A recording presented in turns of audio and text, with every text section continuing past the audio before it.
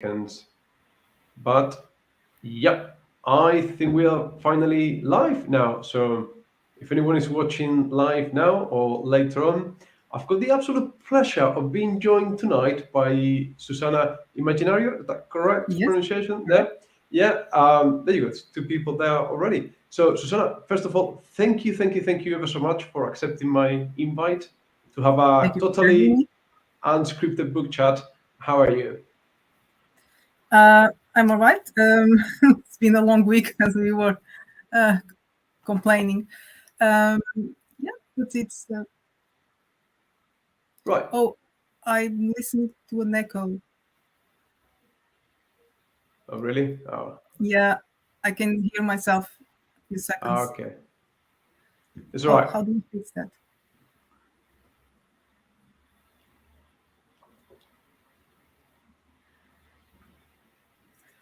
I don't know.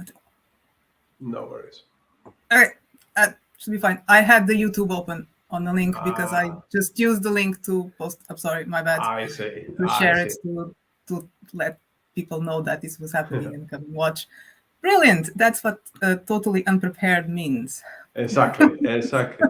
So my first question, and it's just introductory. So what's your story? Like, however much you want to tell me. So how did you end up from Portugal in Uh, Ireland, running a games retreat? I read on your website, and then writing a long fantasy series. What's the story there?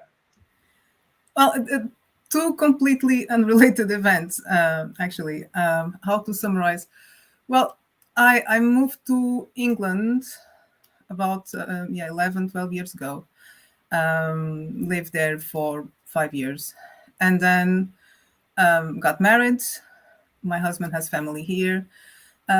We were living in Oxford in a tiny, tiny space, and we always wanted, more space.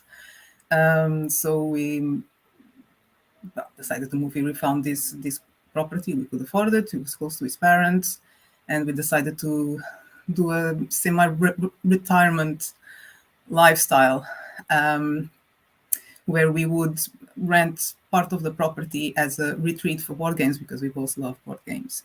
I would finally have time to write my books, and he would keep doing his work. He works from home as well. And like I said, we spent 2 years remodeling the house and getting ready and writing, and everything was, ready to go. And then COVID hit. Yeah. So the board gaming retreat barely took off. Everything was cancelled, which is very, very sad. It was a hard pill to swallow at the time. And it never really took off. We spent so much effort and time organizing, and then after the year and a half, after all the lockdowns and stresses, and it was just too complicated because you can't self isolate while playing a board game. So it's yeah, it was just too much. So now we just rent that part of the property for tourism, and yeah, still have some time to write, and we still play board games with friends, and we hope to pick up the retreat, but we'll see. Now things are Right. going. But you say some time to write. You've written what? Is it 5 books so far in your series? Yeah, well, it's technically one book, fantasy books tend to be.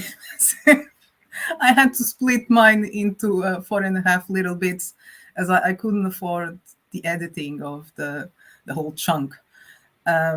So, and everyone was saying, well, it's better if you do a series, so you can release a book a year or every 6 months. That didn't happen. It was one book a year, to keep readers engaged, etc., etc. I don't know if it was a good idea or not. I mean, I think it was because it gave me time to revise the subsequent books over and over, so they got better. Um, and yeah, but the next one's going to be a standalone. I Okay. can't invest in a series. I completely screwed up marketing from the get go, and it's harder to get readers invested in book 3 or 4. Yeah. No, I totally. So is the series complete then? Is it finished, or have you still got one or two more books there? I have more books in the same universe. Right. That book was originally was just Weird Gods is complete. Now I am working on dividing the sequence into standalones, so they would make more sense. But it's all in the same strange So you're doing universe. your own Cosmere type thing. Yeah, in a way. Yeah. Yeah, yeah, yeah.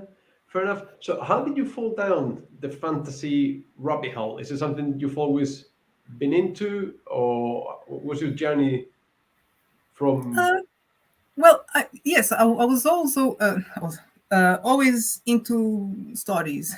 Let's put it this way.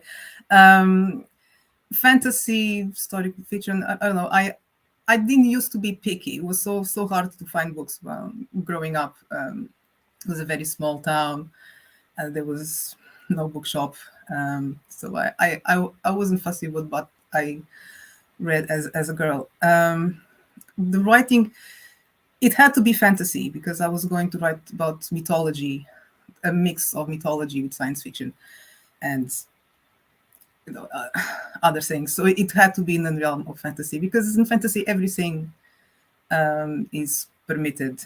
I mean, you can have all other genres in fantasy. You can have romance, mystery, thriller. So it's just this umbrella for anything not set in the real world, I guess.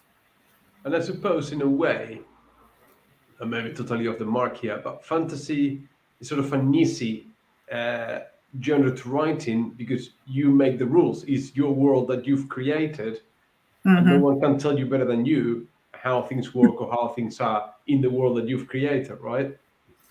Yeah, true. I mean, I am kind of the puppet master there. Um, but yeah, no. So I write about gods while playing God, I suppose. I No, but like that. it's an aspect of writing that I enjoy. I find generally, even as a reader, books set in the present time in the real world less interesting.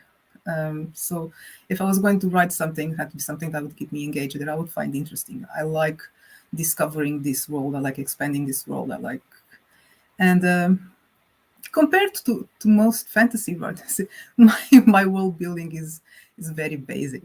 It's just the background for the characters. Well, you say that, but in my recent reading experience, I think that particularly most modern fantasy, the world building has got, for want of a better expression, lazier and lazier. Mhm. The fantasy worlds of Joe Abercrombie, even George Martin, they are very, even Scott Lynch, they are very relatable to Mhm. our medieval, particularly, it's a very medieval European sort of world. Mhm. And you only have to describe the barbarians from the north, and that's it. You automatically have a mental picture of what they look like, what they're doing. Mhm. And I think in that sense, fantasy is less fantastical than it used to be pre 1995 or something like that. Oh, well, that, I suppose. Um,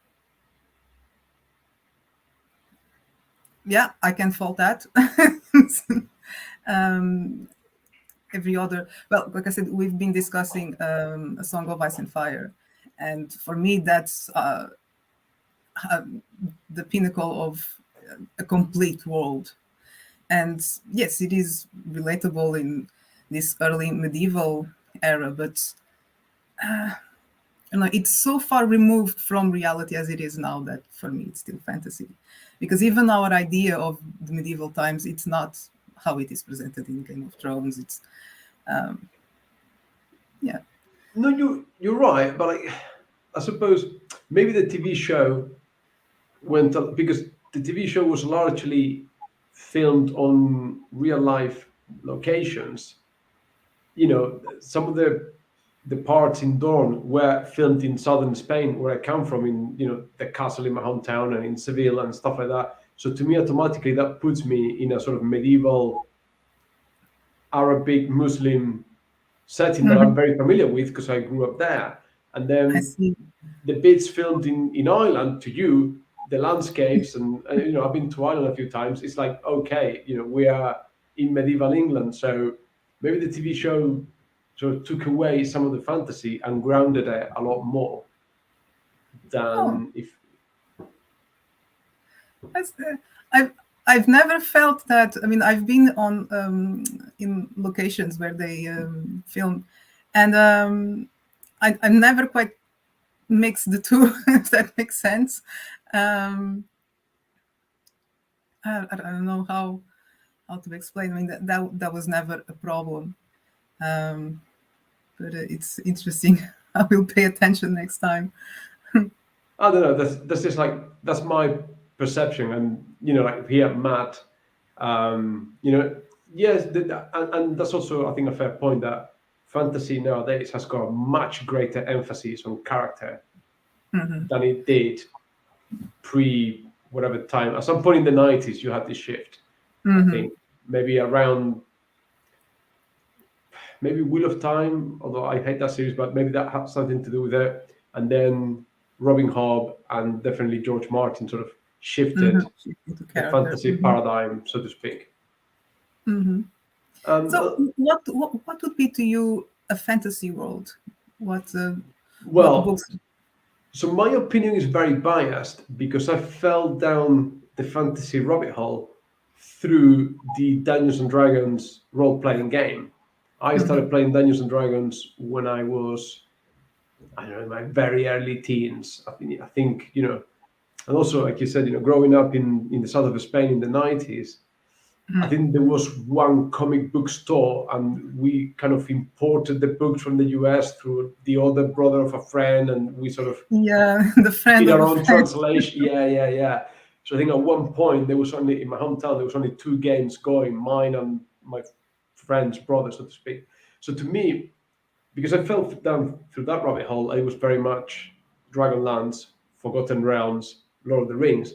So it's the super high fantasy world of dwarves, elves, orcs, gnomes, that multiracial, and I think building that is a little bit harder than building a everyone is human world, because then I think relating it to the real world is a lot easier. Whereas if you have an elf nation, then you have to I come up see. forcibly with like possibly different architecture, traditions, costumes, um, societal norms, and stuff like that. So Mhm. to me, fantasy is like the super high fantasy stuff, Lord of the Rings. Lord of the Rings, that kind of thing, and then reading A Song of Ice and Fire. Great as the books are, sometimes I think, oh, where is the fantasy here? But I do appreciate that the character work is far superior to Hmm. anything that I've read before that. Hmm. That's a point. I mean, recently I had someone was commenting on one of my videos when I was talking about how modern fantasy is very sort of not very fantastical, and this person was saying that even Tolkien is not even classic fantasy. Like he will go back to pre-Tolkien era. He would go down all the way down to Conan, Robert T. Howard, Fritz Leiber. Like that's fantasy, and Tolkien Mm, is he's not even he was just a wannabe. I find that a little bit hard to swallow, but I right. can see the point. Um, I don't know. Is your fantasy definition just a secondary world, and that's enough? Yeah, pretty much. I'm I'm not fussy. I have Conan on my reading list. I really need to give it a try. But yeah, fantasy is what it's not reality, what it's not contemporaneous reality. It is fantasy. It doesn't have to have a lot of elements like um, the First Law series. There's hardly any magic, um, but it's still there. You see, and that is enough, I guess. Yeah, I mean, the First Law universe is almost, to me, that's sort of very much borderline. It's almost like a historical fiction, almost, Yeah, because but it's that fantasy aspect, the wild card, you see, because then it opens so many doors. as a writer, and even for the story itself, for the character arcs, it does change things when you add the the magical, the fantastical. Yeah, I mean, I suppose like some of the criticisms I've seen about the classic fantasy is that once you introduce magic, magic can be this get out of jail free card where whenever things are dire, whenever the characters are put in a corner, there's always the wizard that can do the magic thing that saves the day. And I think Brandon Sanderson was a response to that, where he came up with these, very codified hard magic systems where you have these strict rules, and therefore the magic is very confined and defined as to what it can do and what it cannot do. Try to keep that magical element there, but not become this trump card that you can do at Mhm. any time to get out of trouble. I don't know. I don't know how you feel about that. I enjoy it as well. I've read several of Sanderson books. I find them uh, harder to read, if that makes sense. I usually listen to the audiobooks. But yeah, I do appreciate his style, and his world building is immense as well. The magic system, sometimes I would uh, happily just skip the rules. Sometimes it's too much in all the. I don't need to know how this works because this isn't real. I think I would enjoy it a little bit more with less explanations of why things work the way things work. But it is that world, and again, it's reflected on the characters. We learn the magic through the characters, so it really uses it as a part of the characterization as much as the world building. Yeah, although it becomes sort of predictable. Like in you've got that scene in Mistborn where is it Vin, the girl, the main character, when she's learning the Mhm. magic. You had this whole Mhm. exposition chapter, and then Brent Weeks did something similar with his Lightbringer series, where he's got this Absolutely. hard magic system, and you got Mhm. like a similar scene where we learn the magic system when the main character is introduced to the School of Magic. So we have this whole initi- initiation rite of passage where we have a whole chapter of exposition explaining to us. So when you have those hard magic systems, I almost wish like they wouldn't explain it, that we just picked it up as we went along and save us. That's the chapter where we're gonna learn about the magic, and Mhm. maybe just put it as an appendix at the end of the book rather than force an exposition scene. I I bet those books exist already. Well, Someone's done that already. maybe. I think because do you think the fantasy market or the fantasy genre is saturated now? There's a lot of people writing fantasy. Uh, oh, there's a lot of people writing, which I mean, it's a good thing. It's a good thing because there's everything for everyone. It's a bad thing for the writers because it's very hard to uh, get your work noticed and find your audience. There's a lot of less than well good things out there that as a self-published author, I shouldn't throw stones, but you know, some people I've read some books and really I doubt they even ran through a spell check. I don't know how you publish something like that because typos and grammar errors, that's fine. When you're just one person or just with one editor, they will happen. I know, happened to me. I'm not going to throw stones, but it is to the extreme. I've read books that is pretty much every page. It's just Mm. someone. Oh, I have a story to tell. Type, type, type, type, type, type. The end. Oh, perfection. Publish. And that's cluttering all the other, making it hard for all the other books where people really invested um, into other professionals to work with them and to create this good product. And but yeah, it's the same in every industry these days, and soon we'll be all ran by AI anyway. So Yeah, yeah, we had that conversation, but I find it paradoxical that there are more writers than ever, presumably, when people are reading less and less than ever. yeah, everyone is reading Twitter and watching videos. Yeah, it's true. Uh, I don't Yeah, know where it's gonna end or how it's gonna end. The future for publication, for writing in general, for any sort of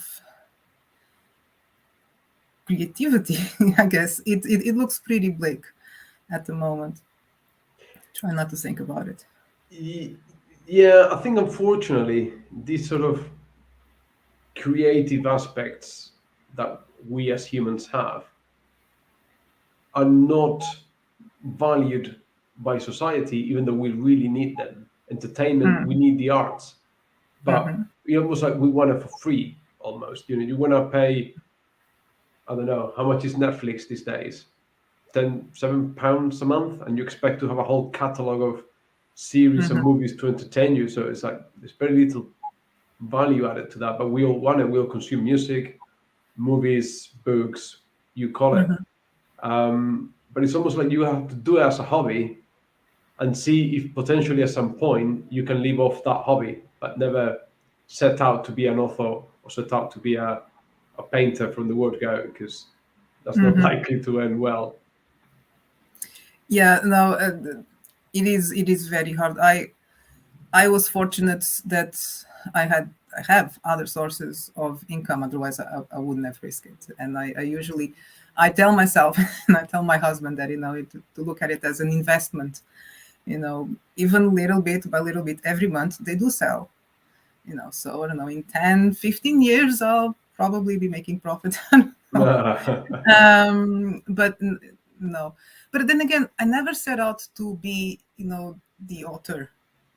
To I never expected that. I just wanted to earn enough to allow me to keep writing. So. I understand that. Yeah, yeah, yeah. Mhm. Absolutely. I mean, I'm not going to criticize anyone's path through um, publishing or whatever they want to do, but I'm seeing a slight trend of booktubers that make it big, and then all of a Mm. sudden they've written a book, and it's almost like I do, I don't know what the deal is. It's whether I think some people they have a genuine skill in the writing craft, and it's sort of like they've built a fan base first and then put the work out, as opposed to build your fan base because you put product out.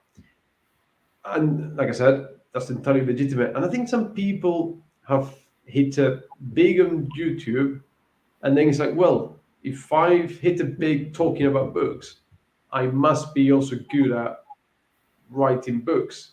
And I have Mm. seen that trend. I don't know what comes first. Like, I'm not judging anyone. I Um, think it happens both ways.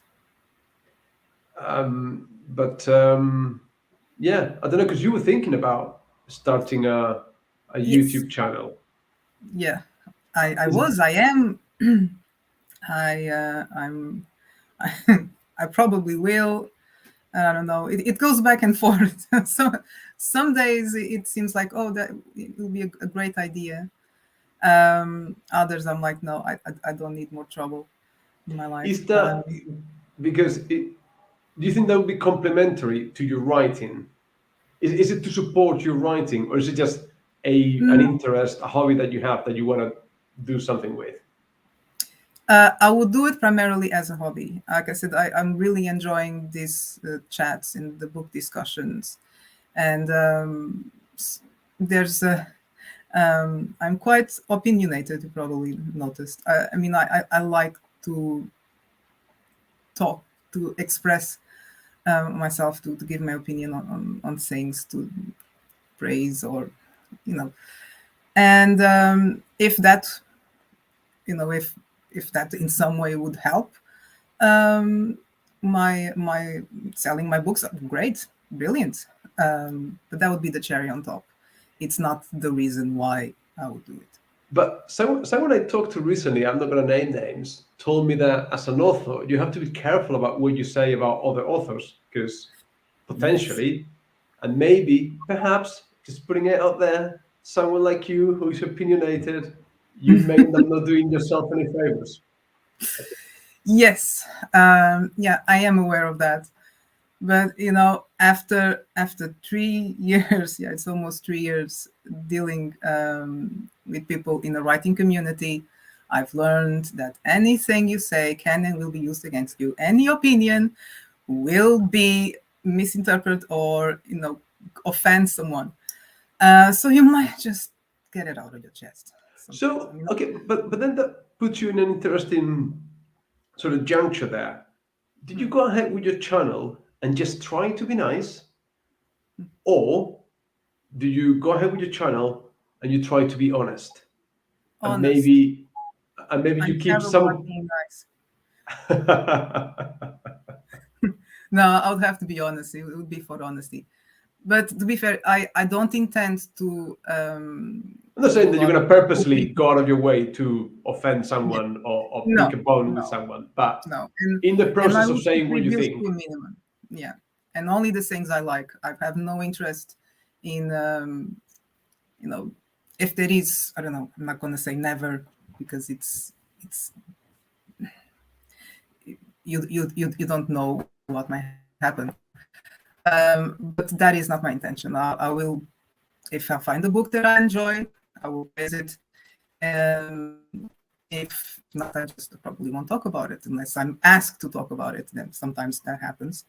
But I don't want it to make reviews the focus of the channel, especially not Right. book reviews. No, and I think in general, I've always said that the average book reader is a bit more intelligent than the average person. So I think most often than not, you can say, or I've been able to say, I didn't like whatever book or series because X, Y, Z. And then people go, all right, okay. So I'm going to Mhm. give you reasons rather than just rant and rave and go Yeah. crazy and put something out. I think people are generally accepting about a different opinion in the book community. But since we were talking about you being opinionated, and then you blame me for asking, what is this about not enjoying the works of H.P. Lovecraft? What you have to defend yourself there. Okay, let me put this into context. Well, I don't like horror in general. I mean, I don't think I get it. I don't think I get the horror bit. Um, I'm sure I don't, or so my husband tells me all the time.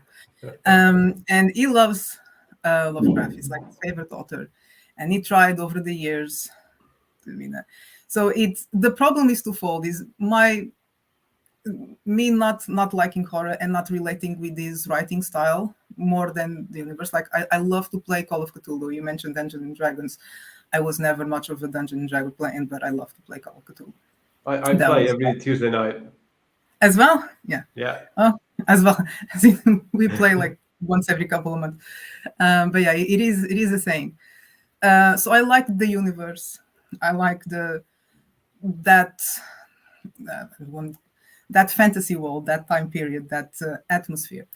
For the game, the books I find them it it just doesn't connect with me, and because I, I'm always being fed and told. yeah, yeah. No, I mean, I hear you. Like, horror is to me, it's the most complicated genre because to feel truly scared about reading something is very complicated. And something can be gruesome, something can be horrific in what it describes, but that doesn't necessarily make me uneasy or scared. I think the last time I was talking to Steve and Varsha, we were talking about uh, Junji Ito's Uzumaki, the graphic novel. It's like, how do I feel after I close the book? Like, if I feel like, okay, then that wasn't really horrific.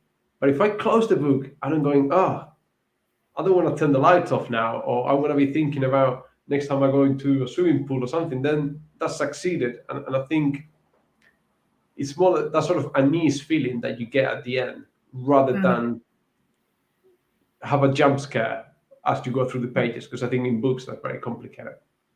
Mhm. Which I think is, for me, horror works best in the short story format. You cannot keep that Mhm. tension over 500 Mhm. pages, but over Mhm. 20, I think there's a lot of possibilities there. Mm. Okay.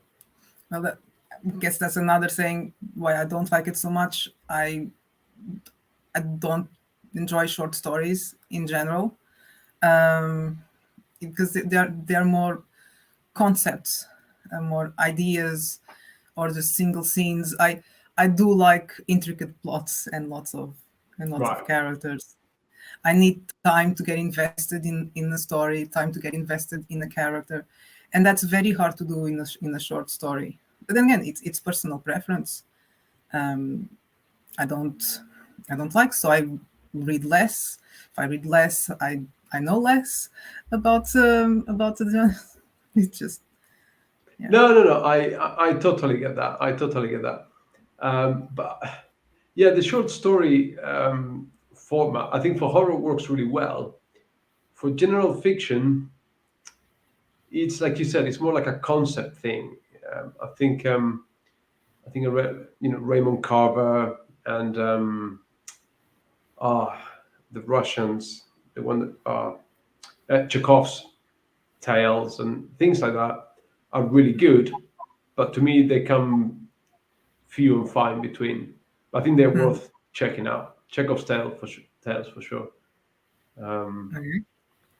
but no, no, no. I hear you. And yeah, the Call of Cthulhu thing. So what are you playing? Just single scenarios, or are you playing campaigns? Now, single scenarios mostly. Whenever we are lucky enough to get a group going, yeah. Okay, okay, okay. No, I'm playing a campaign now. We started. When did we start? I think around summertime last year, Well, that and is commitment. because we play for like 2.5 hours a week. So, but Nice. to me, like role playing games were my salvation as a kid, as a teenager. Mm, I didn't like competitive games. There was something psychological there. I felt kind of embarrassed to lose, so I never wanted to play arcades against my friends. I never wanted to compete against my friends. And when I discovered Dungeons and Dragons, Call of Cthulhu was like, yeah, this is my thing. Like, everyone working together towards a common goal. That was my kind of game. And then, I was very, very happy. I think that kind of saved me as a kid. mhm, So I'm very fond of all of that. I still read the novels. I still play the game, and I don't know, different people, different thrills, isn't it? mm. I I play a lot of board games. I like board games and puzzles, and yeah, I like the word, Susanna. I like to win. I mean, I like to play against an opponent. I like that dynamic. Yeah.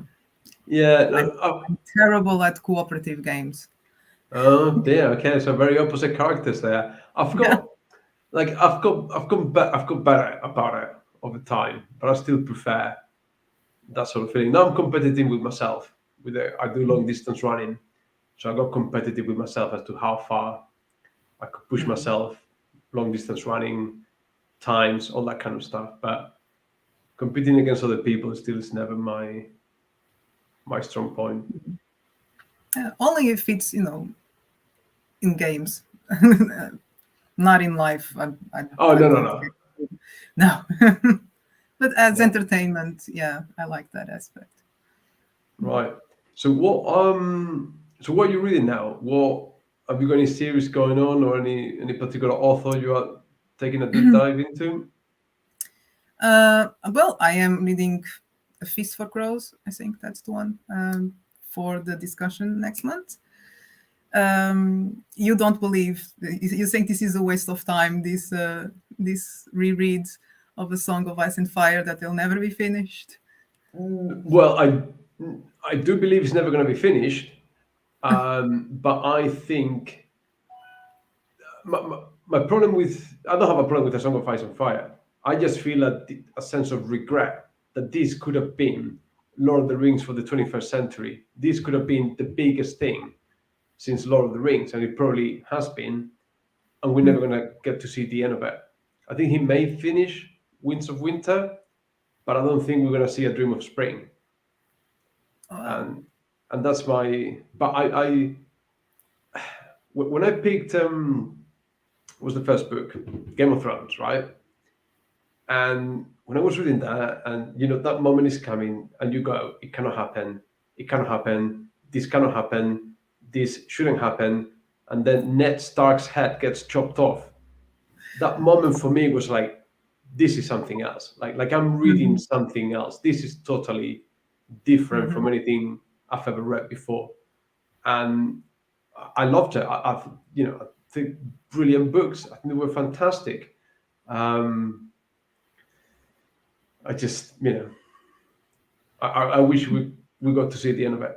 I've even suggested to Mr. Martin to find some ghostwriter, someone to finish it for him. Maybe he can just give him the plot outline. I even suggested that maybe Joe Abercrombie and John Wynne together could finish the last book for him. I think that would be a good pairing.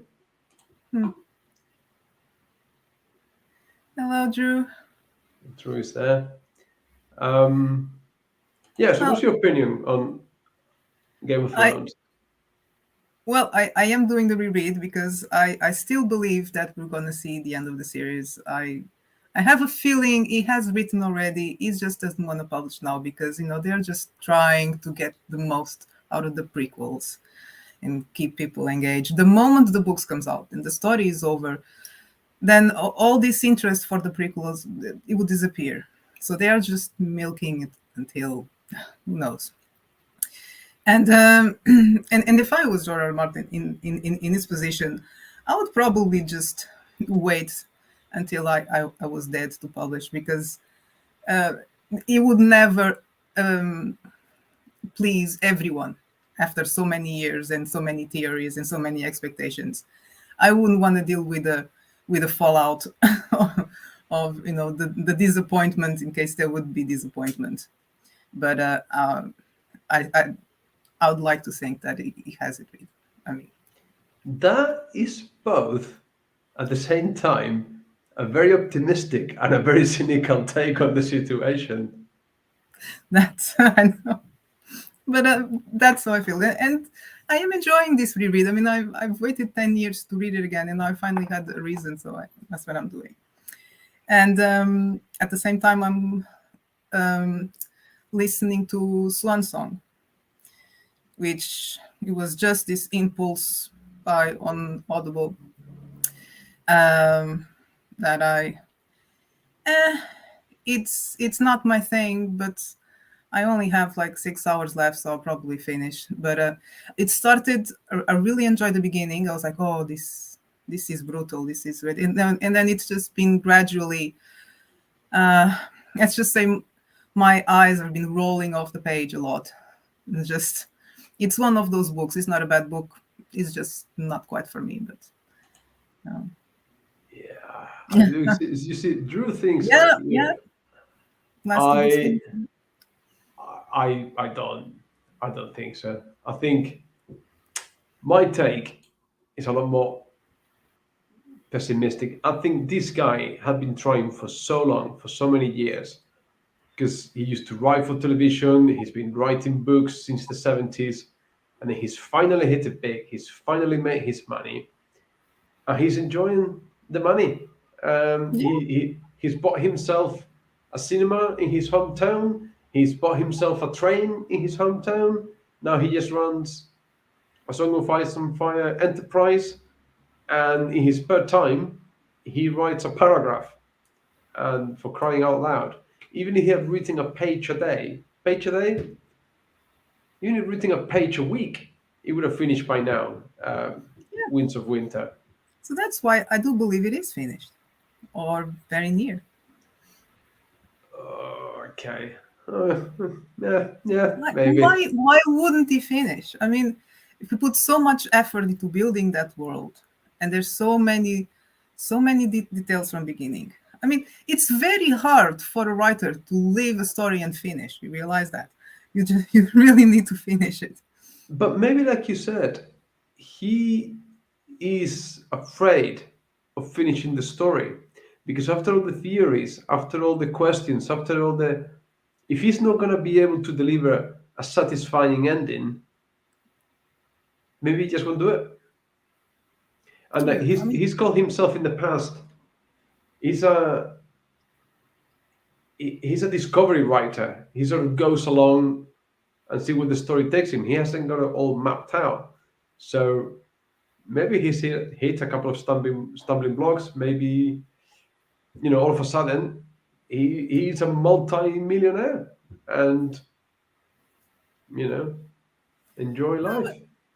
but, no, because he wrote loads before writing Game of Thrones. I mean, he's been writing probably for longer than I've been alive. He's had, bestsellers and failures, and I think he wouldn't be suffering from a writer's block if just suddenly, oh, there's a plot hole.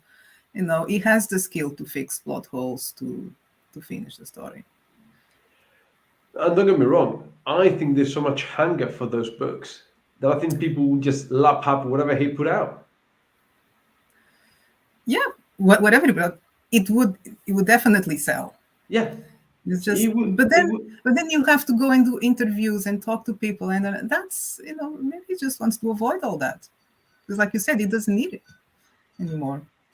No, I can see where you're coming from. I'm not convinced. I'm not convinced. I would like to be wrong, and I would love it for you to be right because that means we'll have the best fantasy series since Lord of the Rings, and that'll be awesome. And then I will reread them again. Um, I don't know. I don't know. Maybe. I don't know. I mean, yeah. I don't know. So who would be your I don't know, easy question? Like, what are your top five series or book like fantasy books? Easy question. Uh, uh, so okay, the Song of Ice and Fire, since we were talking about it. The Expanse. I really enjoyed that one as well as a book series. Um, mm, Broken Earth. Top five. It's right now. It's top five because I'm sure I'm missing loads. Um, yeah, it's not easy question. You have to go and catalog. No, it's an easy question. It's a difficult answer. Good point. Yes, I'm cataloging everything. First Law, of course, Yeah. both and the Age of Madness.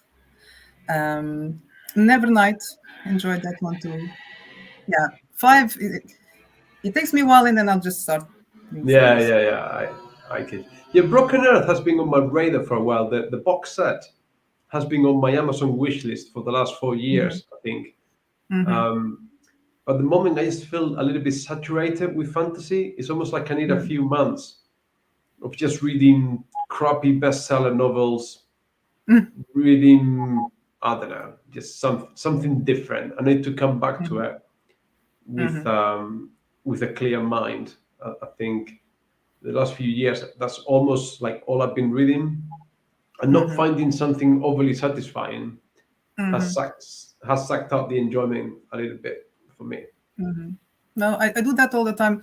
My palate cleanse, and it's usually historical fiction. So, Right. So yeah. what in particular historical fiction? Well, anything pretty much from Bernal Cromwell. So Oh, yeah, the yeah, yeah. Warlord Chronicles, The Last Kingdom. Um, I enjoy that. Outlander. It's more historical fantasy. I don't know where to put it.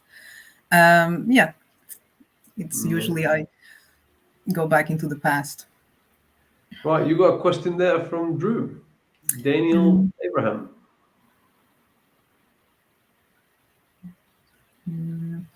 No, I don't think I have. I knew he was his assistant, but no, I don't think I have. Can you suggest something? I'm sure he can. I'm sure. There comes a Um, list. yeah. I'm sure Drew is ready there with that. Yeah, no, sci-fi has never been an appeal to me. Something I've mentioned quite a few times in all these conversations. Like I'm happy to take fantasy, dragons, all that kind of stuff. But if you take me into outer space, I don't know. I struggle a lot more with that. Why not? So instead of elves and dwarfs, you would have aliens. No. Um, no? I totally am fully aware of how incongruent and inconsistent I sound. Don't get me wrong, I am aware. Except like I've read Dune, but Dune reads more like a classic fantasy book than a Yeah. sci-fi. Hmm. Maybe when I think sci-fi, I'm thinking more um, Asimov, or I'm thinking more Philip K. Dick.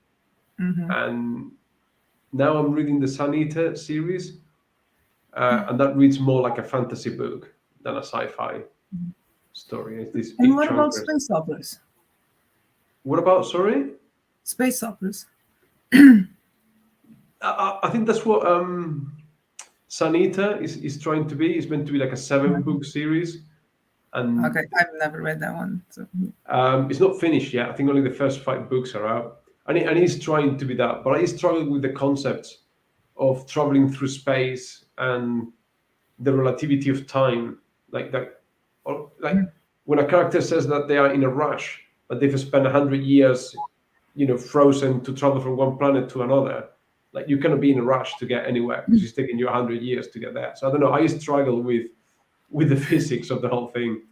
I don't know, but I'm starting to find it very interesting. Yeah. Long price card. Never heard of. And you go and you see, All Drew right. would have an answer. Long price quartet. I will make a note.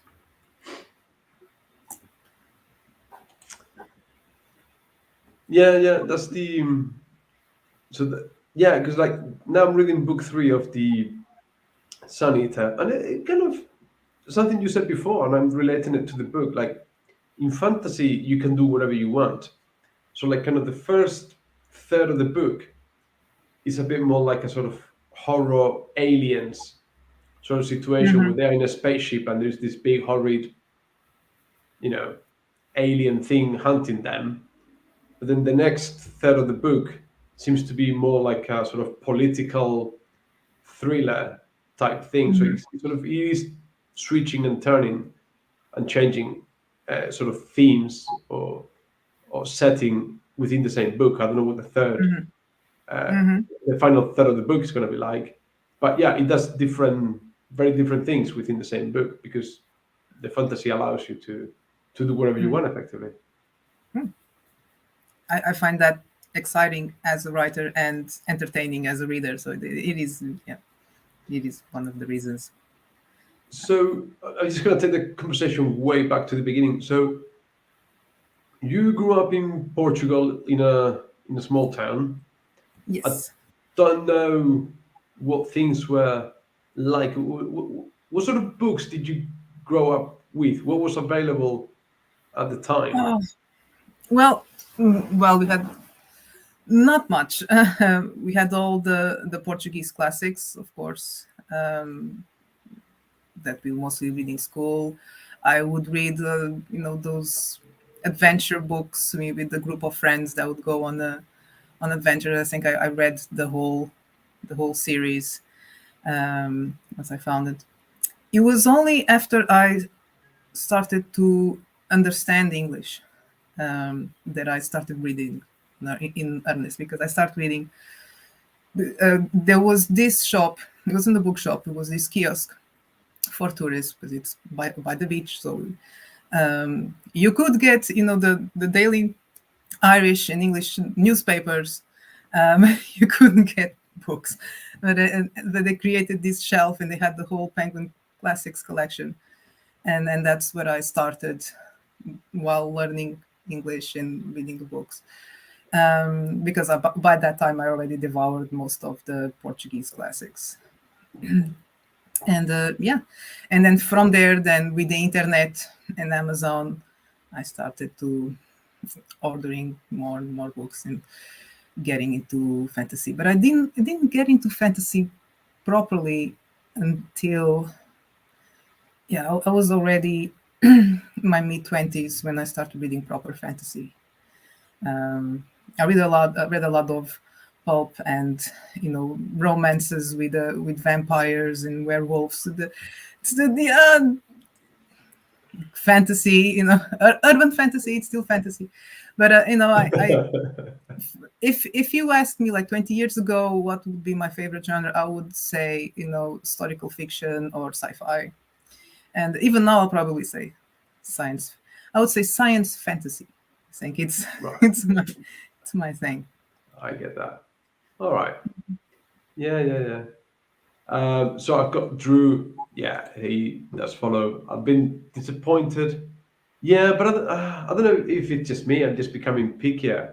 I have enjoyed some series recently, or bits of series.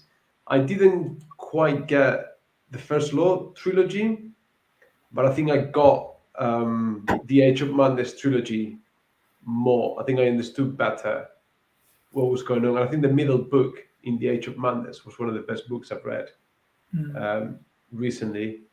Um, Realm of the Elderlings, again, I was disappointed with the first trilogy, but after reading the whole thing, I understand it better and it has gone up in my estimation. I think Robin Hobb's character work is exceptionally good. She makes you care about uh, her characters, even though she's not that great at writing antagonists, although she gets better throughout the series. And then a series that doesn't get much praise, but I found. I was talking to Ian a few weeks ago. What did he call it? Apple Pie. It's John Wynne, The Faithful and the Fallen. So it doesn't do anything crazy. It doesn't do anything creative or new. It's just a very sort of fairly generic classic fantasy. You've got the chosen one. You've got the evil lord, the shepherd that grows to, become the leader and all the stuff. But it's very well done. It's got all the cliches and all the tropes, but it's very well done, and there's nothing wrong with it. I couldn't fault almost anything throughout the series, and it was really enjoyable. I Uh, DNF'd it. Oh well, I like I said, to me, there's nothing to go home excited about, but it did nothing wrong, and I Mm. think maybe at the stage that I am at, not doing anything wrong is a Mm. success already. Yeah. No, I understand. I mean, I DNF'd it because I felt, oh, I've read all this before. That was kind of my reasoning, so I just moved on to something No, no, else. no, Which, and it might be unfair, but it's no, what no. it is. I totally get that. I totally get that. It's not amazing, but it's not bad. Um, Mhm. and at times when you get that, that's like, okay, thank you. I'll take that. I'll have a good time reading it, and I may even reread it at some point. Um, Although, yeah, do you reread many books? Is that No, unfortunately, I try to reread at least one or two a year, but yeah, it's less and less because there's always new books. But I promised myself, especially this year. This year is going to be a year of rereads. I'm taking a break. I'm writing because my writing time it's the same as the reading time. So if I spend too long writing, then I'm not reading. Yeah, exactly. And I am spending a lot more time reading than writing this year. Um, just one, I'm not in any rush to publish another book because I can't afford it yet. And second, I had to go back to enjoy reading for the sake of reading. So yeah. right? So I guess the answer is not as many as I would like. Um, because I often feel bad if I'm if I'm spending my time reading something that I'm not enjoying it to the fullest. I kind of feel bad. So I could be reading that one that I know for sure I'm going to enjoy. Yeah. But it's always I'm always curious about the next thing. So, sorry, back to your writing. So, when you wrote your first book, did you write it because you felt that you had something to say, or did you just want to write a fantasy story? Uh, well, both. Well, not that I had something to say exactly. I had a story to tell. I had many stories to tell, and I just picked that one because I guess it's been around the longest and had more potential than the rest. But I wasn't not my intention to lecture anyone about anything. I just had the story to tell, and I finally had the time to write it. And No, yeah. I don't mean it like that. I mean it like when I wrote my first novel, I felt like a bit like you. Like I had something, a story to tell. I had something to say about Hmm. what I felt as a foreigner living in London and being Hmm. surrounded by so many people and yet feeling so isolated. Mm. So I wanted to share that. I wanted to tell that story. That's what I mean by having something to say. Hmm. But then you've created this fantasy world. So whenever you go back to writing in that world, is there something that you want to say, or has that sort of taken a life of its own, and you're now exploring different characters or different places that you've created along the way? It's definitely taken a life of its own. Yeah, I sometimes worry about myself because those characters to me they are. Well, I know they're not real, but sometimes they feel real. I can hear them talking in my head. It's quite Mm. exactly. It's quite alarming. No, no, definitely. But I did spend years building that foundation. It was kind of like building a puzzle with little pieces, and suddenly the image appeared, and then the players, and now it's man, I have so many ideas. I don't have time to write them all. I have this whole narrative. Yeah, Yeah, it's inside my mind is it's alive. It's a real place with real people, and I just need to go there once in a while, like with a camera, just recording everything. no, that's the because are you familiar with Terry Pratchett's Discworld? Yes. I think what you're describing is what must have happened to him. He Yeah. he must have created this world, and then whenever he has something to say, he knew through which characters, whatever story he wanted to tell, would work best, and that's why you've got this recurring set of characters that, to Yeah. me, this world is probably the best fantasy series. It's not even a series because you can pick every book, put it in Hmm. almost any order. There's no connecting Yeah. tissue other than it all happens in the same Yeah, world. And then he was a genius. He elevated satire to an art. I mean, that is. I know exactly what you mean. And his books were all very themed, um, and yeah, I wish I could do that. Doesn't even come close. But yeah, it was it was and still is a big influence in my work. But I'm just so this. are you writing a lot of footnotes in your books as well? No,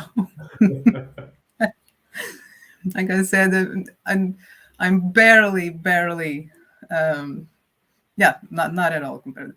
I'm it inspired me. Let's put it that way. But I not even Because close. I tried. But I think that I don't know, like he sold a lot of books, but I think there's a certain lack of appreciation for Terry Pratchett in the mm, fantasy setting. Like I took my fantasy very seriously. I was like Dungeons and Dragons. I want to see dragons in the cover. I want to see my heroes saving the world.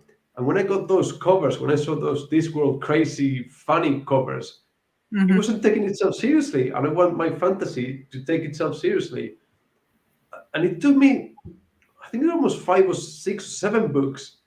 And then finally, it all clicked, and I realized how wonderful the whole thing Hmm. was. And then I just couldn't wait to get the next one and the next one and the next one. Yeah. But I think I would encourage anyone that hasn't read this world to give it a try. And it feels a bit insane to say to someone, you have to wait 7 books for it to make sense. No, it's not. But It's not. but It's after not. It's, those I think it was there's 41 novels. So Mhm. if you can wait for 7, the next 34 are going to be so rewarding. Mhm. I still haven't read about 20. It's kind of a treat that I give myself usually once a year, and I read a new Discworld novel. Because again, I discovered Terry Pratchett very, very late in life. So I have a lot to catch up, but bit by bit. That that's one thing. There you go. That's one series I would like to reread. I would Mhm. definitely like to give it a go. I don't know if I would read it because I've read them in publication order. I don't know if next time I would just take one set of characters and just read the novels Mhm. following the City Watch or the Death Mhm. books. Mhm. Um, but I had the pleasure of meeting Sir Terry Pratchett. Yeah. I've got yeah. I've got Feet of Clay.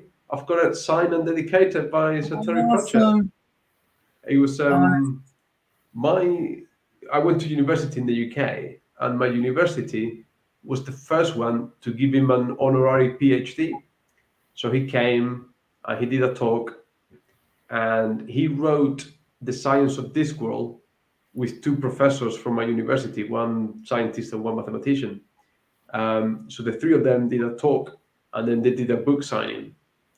So just got there in the queue, and he was there, and it was great. It was great. Amazing. Oh, I wish. Um, yeah, no, that's certainly one of the, I think to me, one of the unappreciated and yet very recognized. But I Mhm. think when people talk fantasy, I think not very many people mention Terry Pratchett. He's almost like his own thing. Yeah, it has its own fantasy. It's its own. Yeah, it's not the first name that comes to mind. You think fantasy and you think dragons and light versus darkness and elves and dwarfs and yeah, it's not the first name, but again, it is fantasy and it is it is a whole new world and so clever, so clever. Yeah. Are you reading them in order of publication? No, I started. I did the Watch books and the Color of Magic, of course. And now I will start.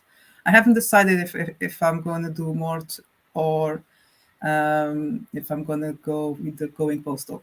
I haven't. You'll see.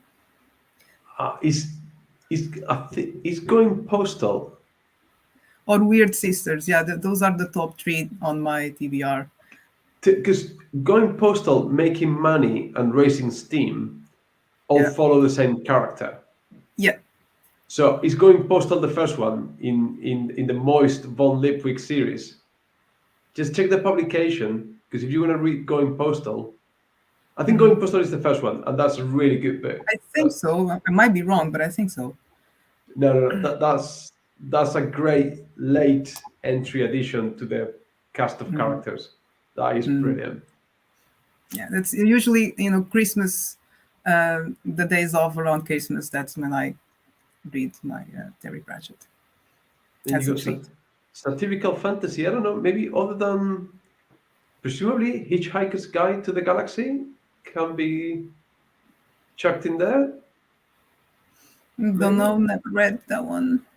Um, Neil Gaiman doesn't do. oh, I can recommend Orconomics. It's a bit of satirical fantasy, off the top of my head. I do a bit of satire as well, but it's yeah. Don't expect Terry Pratchett. Um, yeah, no, there's not a lot because it is something that I usually go for it and look for, and there's not a lot. Um, again, names specifically satirical. No, apart from those two that I mentioned, no, no. So what series have you given up on that you wouldn't go back to for love or money? Ooh, Um, let's see. Well, recently, because okay, there's several that I would not go back. The most recent one and really upset me because it was quite the investment, and I so the Red Rising series. I Right. love the first book and the second, but especially the first book was like, oh, this is pretty cool. And then it just by what was that book 4? I don't know.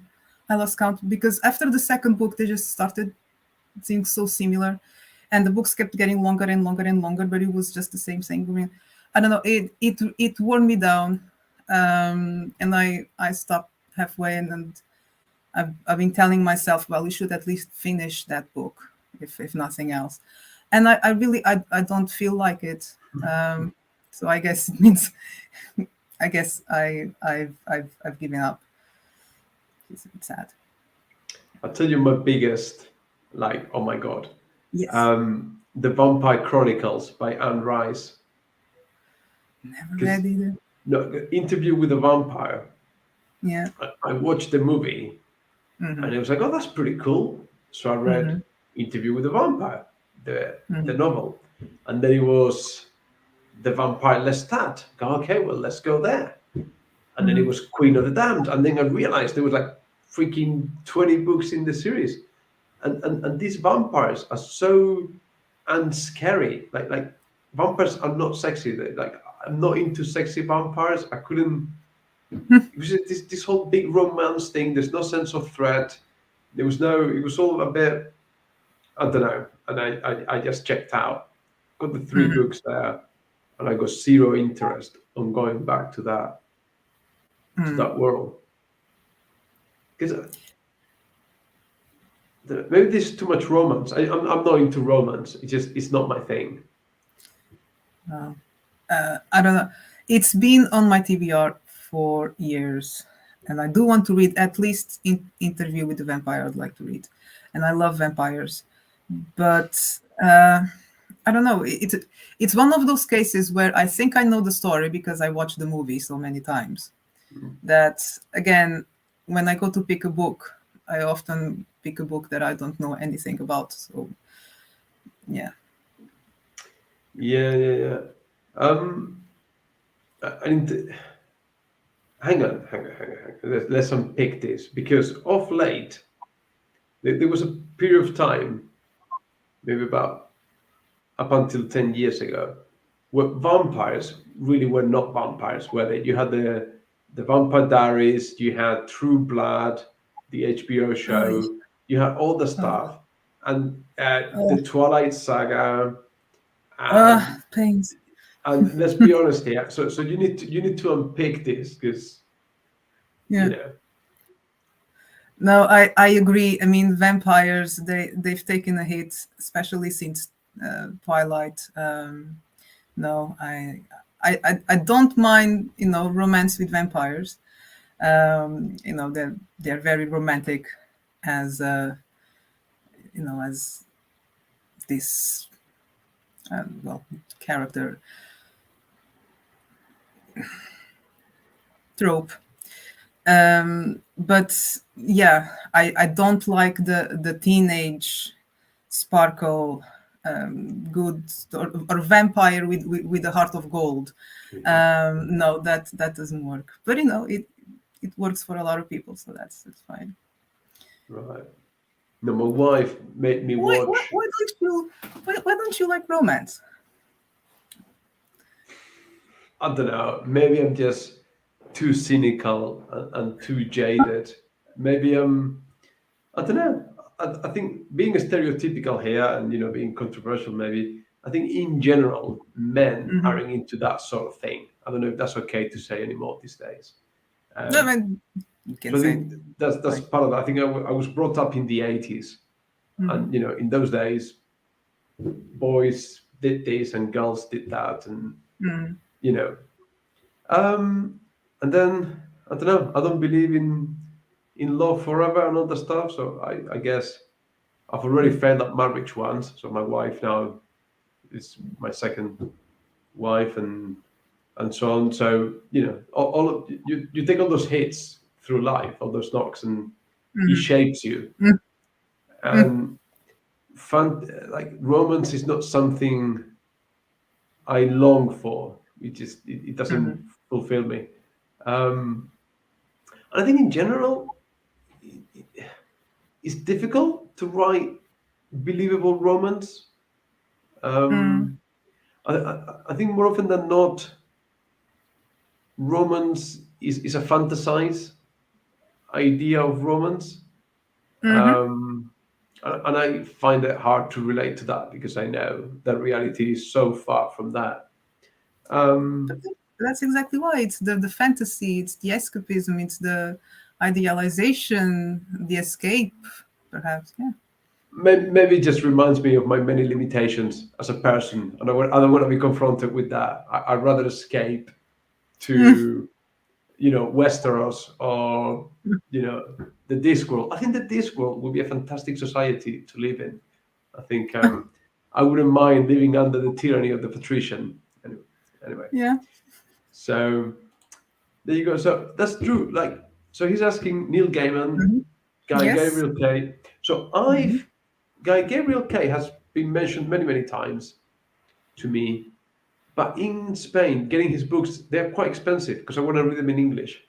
And for some Mhm. reason, they're not very, the price is a little bit too high over here. David Mhm. Gemmell, I've heard about, but I haven't read anything. And Neil Gaiman, I Mhm. rate his comics more than I rate his books. But what's your take? I've read Neil Gaiman, yes. Sandman, American Gods. Um read some of his short stories. I think it was Trigger Warning. Um, yeah, those were the three main ones or the three most recent ones. K. Gabriel K. I read Tigana, very, very good. To really fit, that's a very good book for world building and fantasy. Well, you probably won't enjoy.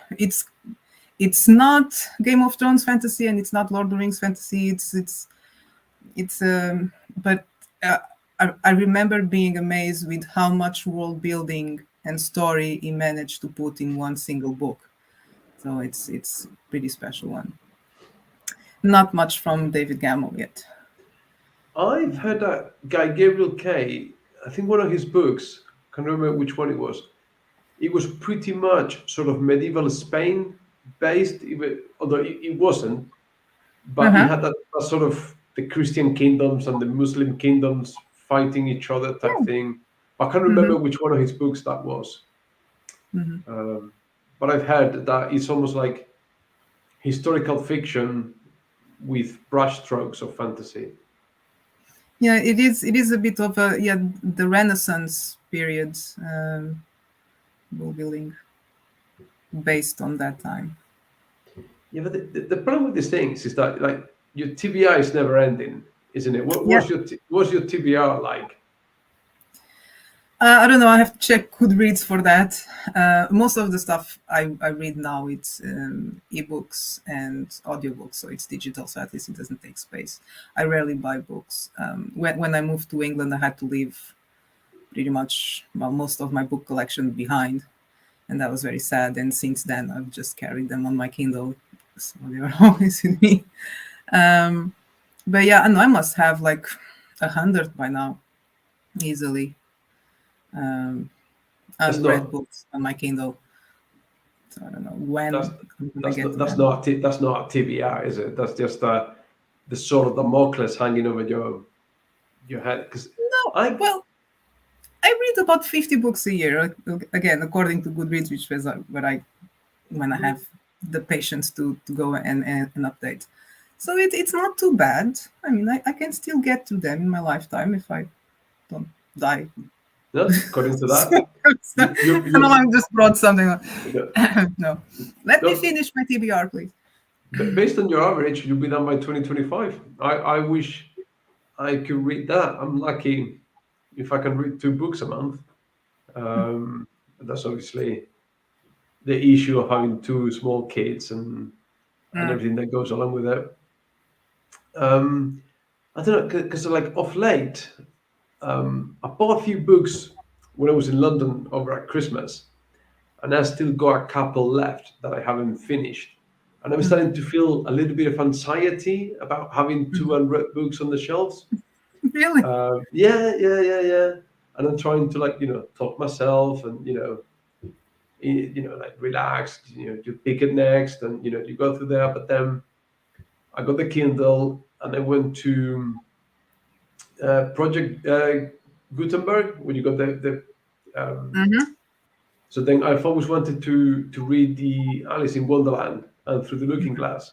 So I've got them on the Kindle, and they've been, they're waiting there. So, and this like, yeah, I'm starting to feel a little bit of anxiety um, at the Books don't go moment. off. They're fine.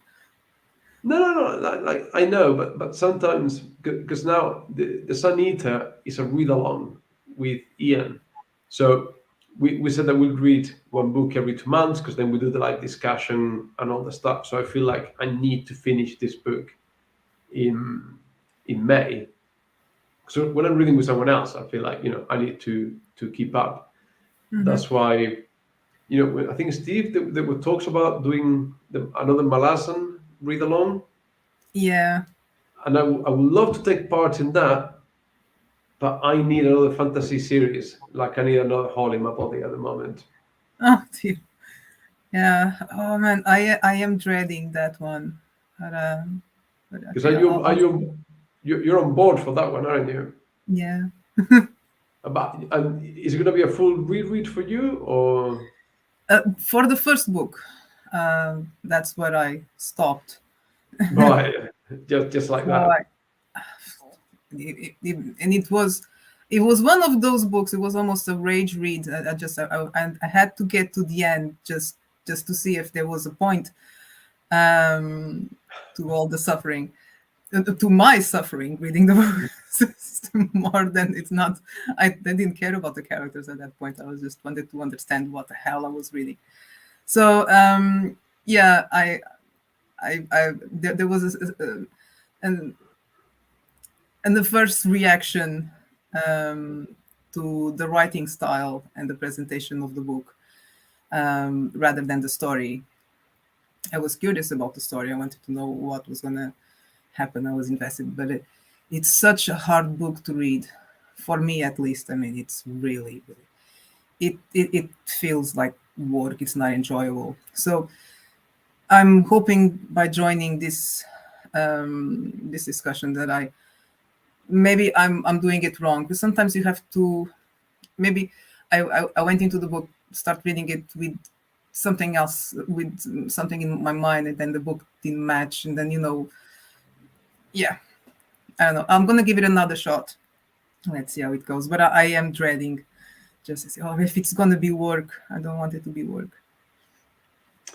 The things that I'm curious about it because I've heard so much and yet so little because I don't want to know anything about it. But yeah, everyone talks about how you're just thrown in the deep end, that you don't understand what's going on and stuff like that. But I'm thinking, how hard can it be? Maybe it is. It's hard. Oh, hello.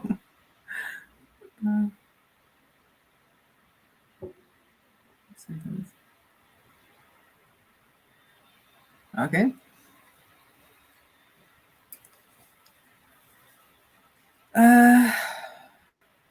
Okay, any book. Hyperion. That's one of my favorite books. Don't know if it's for everyone. What else? Recent reads. Gosh, I'm only thinking about science fiction and fantasy. I'm trying to think outside science fiction and fantasy, and gosh, there's really not much. Um, I mentioned before the Warlord Chronicles, um, historical fiction, if it can be called that. It's a good one. Tigana. And back to science fiction, fantasy, the Commonwealth series by Peter Half Hamilton. It's amazing. The Night's Dawn as well. I don't know. I can go on and on forever. I don't know. Whenever I'm put on the spot to give out titles, I just draw a blank. Sorry. Yeah, I don't know. I think we got Drew's take on Malas and that. But what about more sort of classical literature? I think, um, Classical literature. like I don't know, like what would be considered the classics? The great American novels. I don't know about the great American novels. I can tell you about great Portuguese novels. Uh, Well, Os Maias, the Maias, I don't know how it would be translated in English, by Asad Queiroz. Pretty much anything by José Saramago, um, especially Baltazar and Limunda. It's different. It's not exactly fantasy, it's magic realism. hmm. Yeah, and it's quite late. Brain is fried. It's Friday night. I'm sorry. Oh, And I was going out. Yes, the Portuguese classics, Saramago, Asset Queiroz. And one of my favorite classics is Wuthering Heights. I right. know it's not for everyone, and No, I couldn't I stand wouldn't that. call it a romance either, but and it is a bit fantastical. I like the tiny fantastical elements that it has. Yeah, back to the earlier romance point that I made, that I don't like romance. And yet, I really, really enjoyed Love in the Time of the Cholera by Gabriel Garcia Marquez. You did? I've only watched the movie, never read. I didn't know there was a movie, but I read the book and it did resonate with me. I really, there was that element of Mhm. your sort of teenage crush that runs away from you, and then you finally get together with late in life, even though Have he you ever only. read 100 Years of Solitude?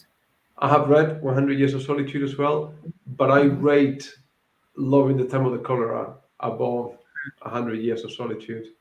Okay. I like that notion that he remains loyal and faithful to her from the waist up. Yes. Hmm. That's that's that one there. Um, no, because I went through a phase where the BBC did a list of like the 100 best novels Hmm. in history and stuff like that. So it was like, okay, I need to read those. So I did work my Hmm. way through the list. Um, and yeah, things like Ulysses by James Joyce and War and Peace by Tolstoy.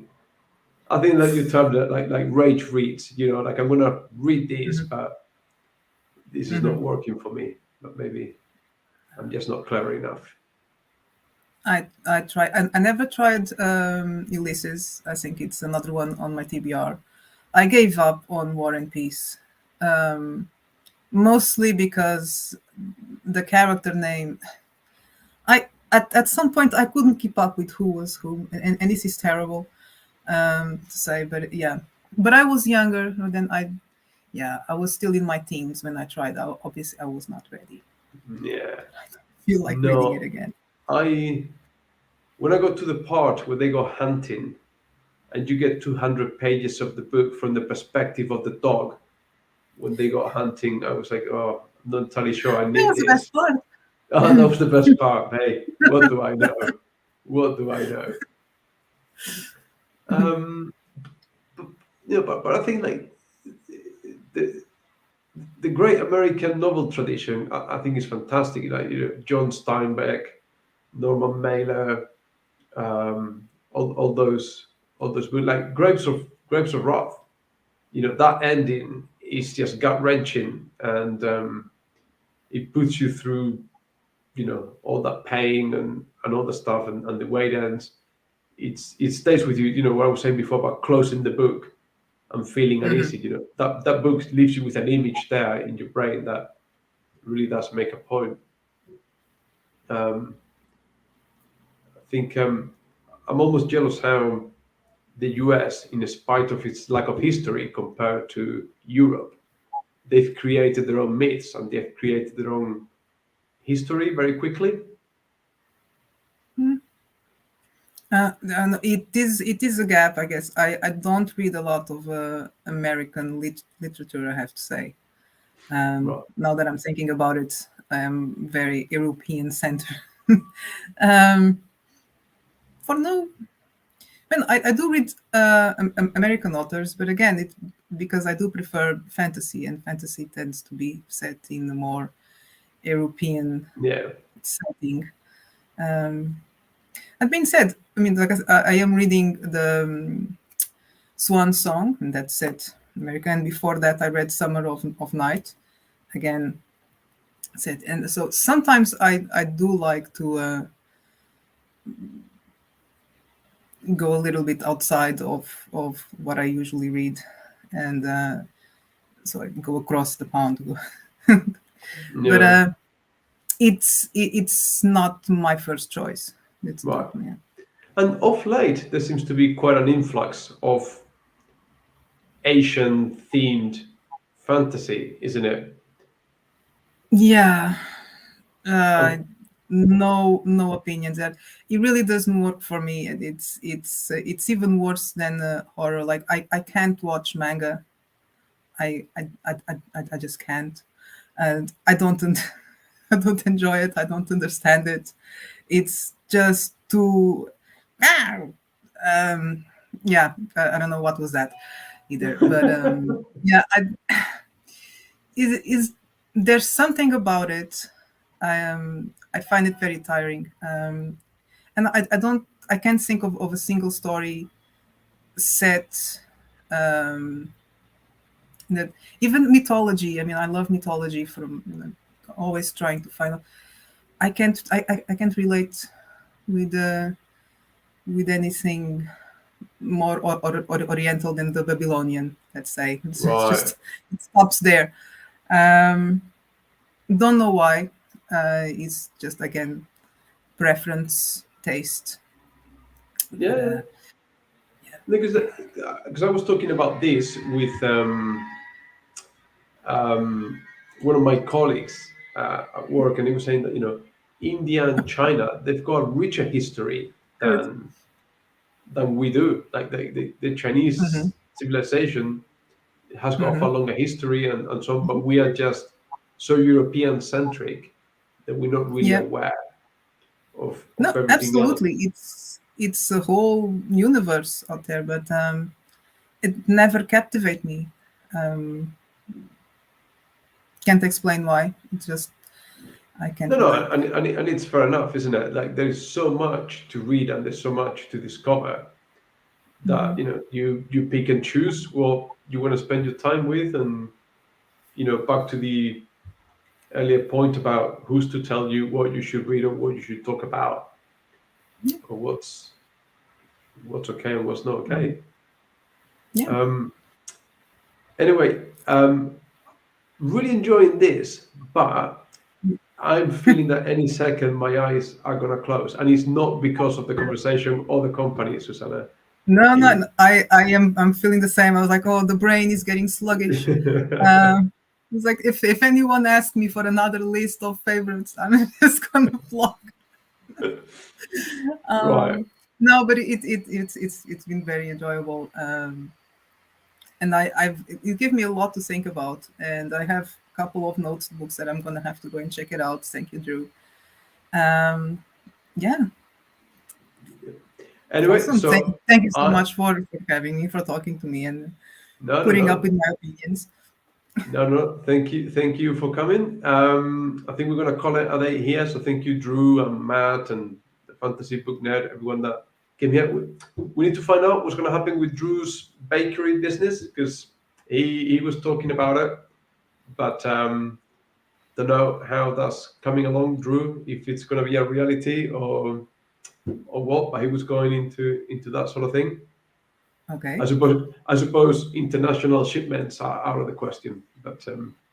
Anyway, we'll take it from there. So, all right. Thank you very much, everyone. And we're going to finish now. Bye. and that's